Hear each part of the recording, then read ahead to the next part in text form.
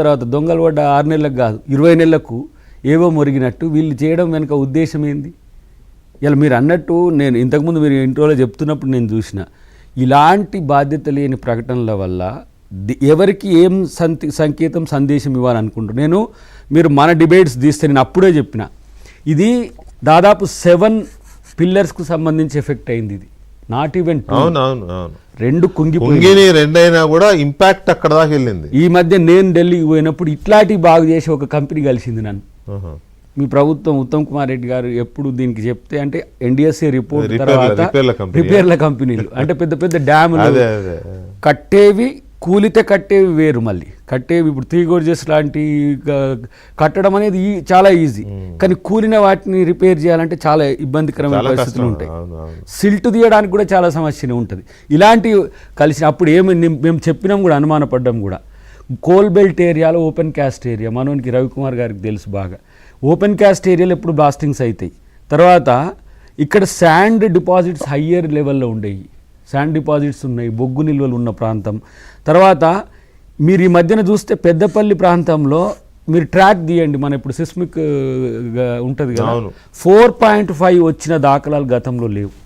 Earthquake భూకంపం వచ్చిన దాఖలాలు లేవు. క్యాస్కేడింగ్ బ్యారేజెస్ ఇవి ఏంటిది, ఫస్ట్ మేడిగడ్డ, తర్వాత సుందిల్ల, అన్నారం, ఇట్లా కట్టడం వల్ల ఏమైంది, మీకు అప్ టు ధర్మపురి వరకు మొత్తం వాటర్ ఫోర్సే ఉంటుంది.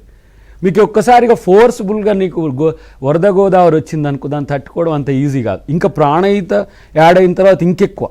మీకు ఇప్పుడు ఆంధ్రప్రదేశ్లో మనకు సీలేరు కలిసిన తర్వాత 400 TMC per annum మీకు చాలా వేగంగా. మీకు పోలవరం ఎందుకు మీకు కాపర్ డ్యామ్స్ అన్నీ కూడా కొలాప్స్ అవుతాయి అంటే ఎప్పుడు దాదాపు నాకు తెలిసి 65 సంవత్సరాలు 70 సంవత్సరాల క్రితం అంబేద్కర్ గారు చెప్తారు పోలవరం గురించి.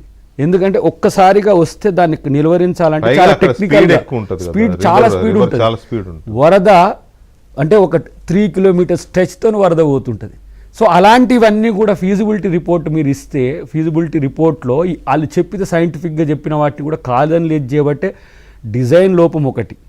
డిజైన్ కూడా క్రస్ట్ లెవెల్ అప్పుడు చాలామంది చెప్పిండ్రు 108, 104 పైకి లేపుకుంటే కింద వాటర్ ఆగడానికి అవకాశం ఉంటుంది. వాళ్ళు 100 MSL మీదనే మీన్ సీ లెవెల్ కట్టేసిండ్రు.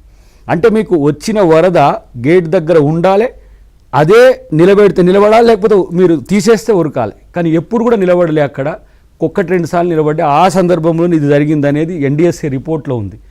ఇవన్నీ టెక్నికల్ రిపోర్ట్స్ ఇట్లా ఉంటే మనోడు బాధ్యత లేకుండా బాంబులు పెట్టి పేలుస్తుంటే నీ ఇంటెలిజెన్స్ వైఫల్యమైందా? మీరే ఇరిగేషన్ మినిస్టర్ కేసీఆర్ గారే, తర్వాత ఇక్కడ హోంశాఖ ఉంది. అంటే మమ్మల్ని పోతే అరెస్ట్ చేసారు. మీకు ఎక్కడికి కాళేశ్వరం కాడికి కాదు, నువ్వు కరీంనగర్ ఎంటర్ అవుతుండగానే కోదండరామ్ గారిని అసలు నేనైతే ఎన్నోసార్లు ప్రయత్నం చేసిన, సార్ మీరు ఇక్కడికి వస్తారా, కానీ చాలామందిని మీరు హెలికాప్టర్లతో ఎక్కడి నుంచో ఇక్కడికి రప్పించి స్పెషల్గా బస్సెస్ వేయించి తీసుకొని పోయినరు. అక్కడికి మీ కంట్రోల్లో ఉంది బ్యారేజెస్ మొత్తం కూడా. కనీసం ప్రతిపక్ష నాయకుడు అంటే అప్పుడు రాహుల్ గాంధీ గారు వచ్చిన రోజు ఎలక్షన్ల టైం కాబట్టి ఎలక్షన్ కమిషన్ పర్మిషన్ తీసుకొని ఆ కూలిన దగ్గరికి పోయినాం. కాబట్టి ఇలాంటివన్నీ ఉన్నప్పుడు మనోడు కేటీఆర్ రాసి ఇచ్చిన దాన్ని నేను చాలా నమ్మకంగా చదివిందని చెప్పేసి ఇలాంటి ప్రాపగండా టీంలో ఆర్ఎస్ ప్రవీణ్ కుమార్ ఉండడం అనేది ఎంత విచిత్రం. ఎవరో క్రెడిబిలిటీ వాళ్ళకి ఇప్పుడు కేటీఆర్కి లేదు, హరీష్ రావుకి లేదు, కేసీఆర్ రావనే రావట్లేదు, కవిత వీళ్ళతో లేనే లేదు. కాబట్టి ఇక మనోనితో పెట్టి మాట్లాడిపిస్తే ఇలాంటి వాటి వల్ల ఏం పెరుగుతుంది? మంచి ఇప్పుడు ఆయనకున్న పేరు కూడా పోతున్నది కదా దీనివల్ల. ఇప్పుడు నిజం కాకపోతే కాదు, నిజం ఎట్లా ఎన్డిఎస్ఏ రిపోర్ట్ అనే దాన్ని కూడా నమ్మకపోతే మరి నీ దాన్ని ఎట్లా నమ్ముతారు? అరే ఎన్డిఎస్ఏనే తెల్లారి ఒక్క రోజులోనే వచ్చేసింది కిషన్ రెడ్డి చేయబట్టి అని అంటున్నాడు. కిషన్ రెడ్డితో నేనేమంటున్నా, బీఆర్ ఎప్పుడు ఎన్డిఎస్ఏ వచ్చింది చెప్పు, జరిగింది ఎప్పుడు ఎన్డిఎస్ఏ వచ్చింది ఆఫ్టర్ ఏంది మా గవర్నమెంట్ ఫామ్ అయిన తర్వాత 6 months తర్వాత అది కూడా మేము కొట్లాడి రిపోర్ట్ ఇవ్వమంటే అది కూడా 1 year తర్వాత మళ్ళీ మొన్న ఇచ్చింది. ఏది రిపోర్ట్ ఇవ్వడం కూడా డిలే చేసిండ్రు. నేను ఒక మాట ప్రతిసారి అంటున్నదే, బీజేపీతో బీఆర్ఎస్ దగ్గర ఉన్నదా లేకపోతే బీజేపీతో కాంగ్రెస్ కలిసి ఉన్నదా? ఇది తెలంగాణ ప్రజలకు ఆంధ్ర ప్రజలకు తెలియదా? ఇవన్నీ కూడా ఒక ఏమంటారు ఆర్డర్ ఆఫ్ ఫ్రేమ్లో మనోడు రాసిచ్చి ఇమ్మీడియట్గా మళ్ళీ కేటీఆర్ దాని మీద మాట్లాడతాడు. కాళేశ్వరాన్ని మళ్ళీ పోలవరాన్ని పోల్చుకుంటూ. అంటే వీళ్ళకి ఏమైందంటే పోలవరం అనేది బిగ్గెస్ట్ ప్రాజెక్ట్, వాళ్ళకి ఏదో అది వేరు, ఓట్లు ఇక ఆ టాపిక్ వాళ్ళకు అది, ఓట్లు దానికి దీనికి- కాదు, ఓట్లు తెస్తారని అనుకున్నారు. అది కూలడం వల్ల ఏమైంది, ప్రజలు ప్రభుత్వాన్ని కూల్చిండ్రు. ఇది తట్టుకోలేని పరిస్థితుల్లో దీన్ని నష్ట నివారణ చర్య ఎట్లా డ్యామేజ్ కంట్రోల్ చేసుకోవడానికి కేటీఆర్ ఒక ప్లాన్ వేసుకొని దాంట్లో మనోన్ని మాట్లాడిపించిండు తప్పితే అంతకంటే ఎక్కువ లేదు. ఇక నేనేమంటున్నా అంటే అన్నిటికంటే సుందిళ్లకు బొంగబడ్డదండి, సుందిళ్లకు బొంగబడ్డది. మరి దీన్ని ఎవరు వేల్చిండ్రు?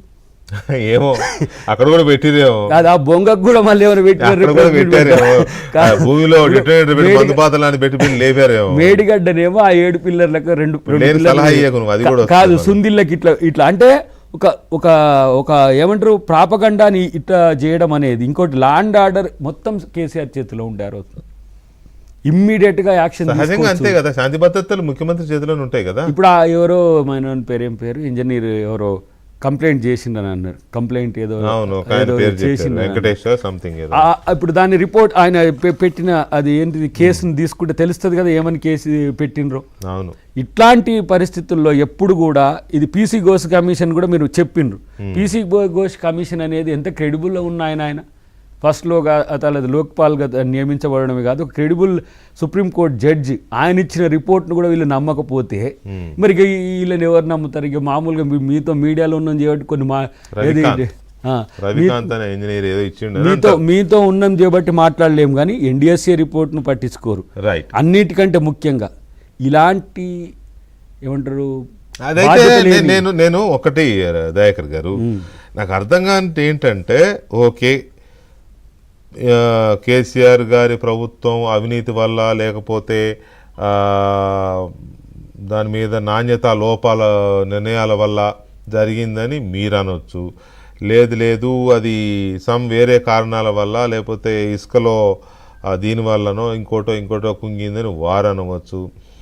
బీజేపీ వీళ్ళిద్దరూ దొంగలే, అసలు ఇంకోటి కారణం అదని బీజేపీ అనవచ్చు. అంతవరకు బాగానే ఉంది. నాకు అర్థం కానిది, రాజకీయ పార్టీలు, పైగా ఆగర్భ శత్రువులు లాంటి 2 రాజకీయ పార్టీలు కలిసి బాంబులతో పేల్చేశాయనేది ఐ జస్ట్ కాంట్ డైజెస్ట్. నాకు అది ఒకవేళ అది నిజమే అయితే ఈ 2 పార్టీలను తెలంగాణలో, కేసీఆర్ గారి భాషలో చెప్పాలంటే 2 పార్టీలని తెలంగాణలో ఉరిదీయాలి. ఏది ఇవాళ బీఆర్ఎస్ పార్టీ చేస్తున్న ఆరోపణలు, లేకపోతే ఒక ఐపీఎస్ అధికారిగా